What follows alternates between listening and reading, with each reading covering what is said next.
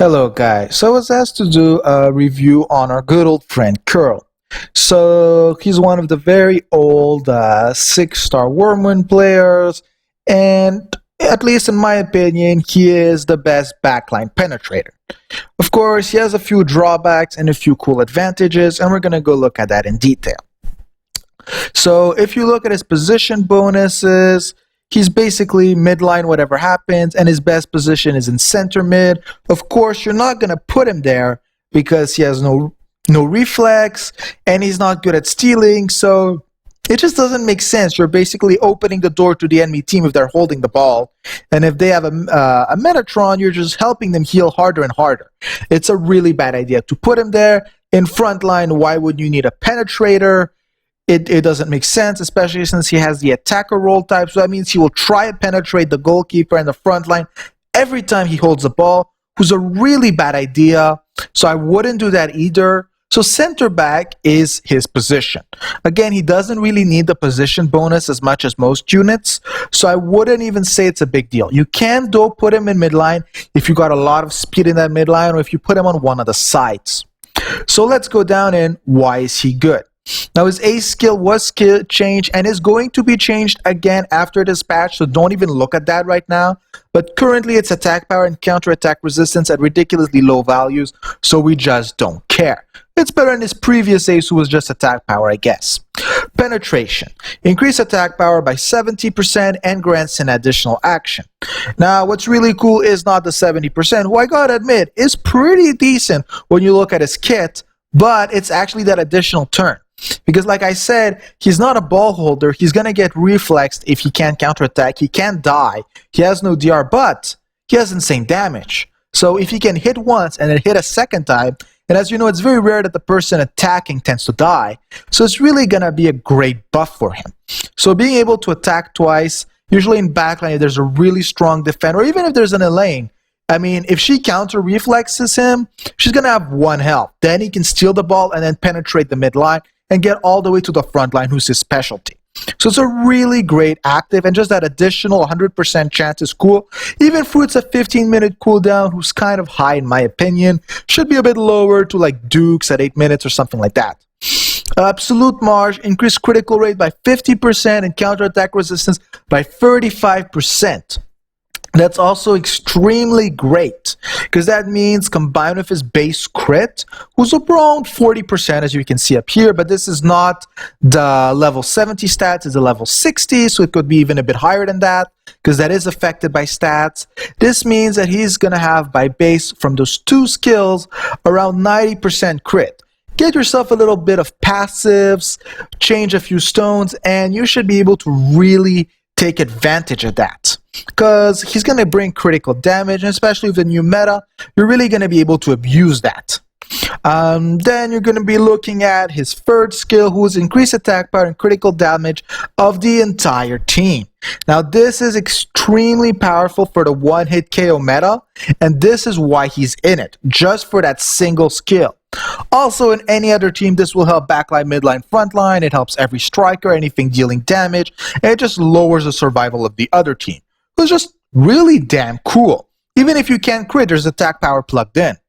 And then Song of Knife 2, when being attacked or penetrating, the targets receive 50% increased damage. Now, I know a lot of you have seen how Char is completely OP when she's shooting at strikers in PvE. Well, that's the exact same idea, except now it's penetrating. And the thing is, you don't actually need to work on the same stones as you would need on Char. So we're going to be talking about that right after I talk about the chains. So the chains are honestly pretty damn bad. Affection chains are a joke. These are 2 free stars.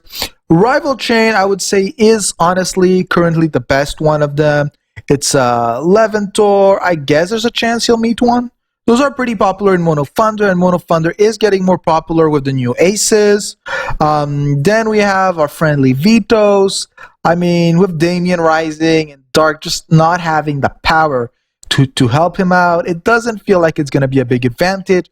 His kit just doesn't have what it needs. No penetration, no damage increase. You need to reroll him. It just feels like too big of a hassle. Maybe Damien would have been good, but it's not in the chain. And then we have another rival with Jean. I mean, he's okay, but you're not going to be fighting him a lot again.